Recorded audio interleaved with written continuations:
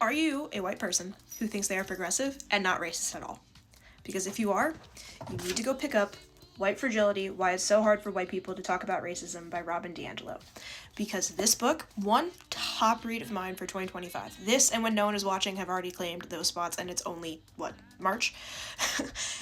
This book was so good, and it is meant for people who are white, progressive, and think they're not racist, because it highlights and points out ways in which, one, that thinking could be harmful, and two, it excuses yourself from the conversation, so that three, you don't actually acknowledge some of the messages that have been internalized within you because of the racist society that we live in, the culture that has been built and fed to us repeatedly, especially if you live in the United States or in a country that has more of a colonialism background, history, words.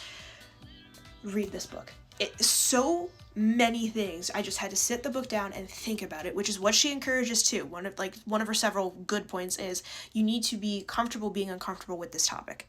It is uncomfortable, but your comfort does not equal your safety. You can be uncomfortable and still be safe within these conversations. So pay attention, get uncomfortable, and sit with it and work through it.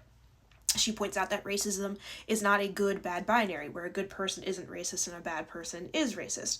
Racism and being a racist is more of a continuum, where you are presented with these situations where racism might bubble up, and you need to work through it so that you can better yourself and better the conversation, and also just confront and sort of interrupt this racist system that is in place.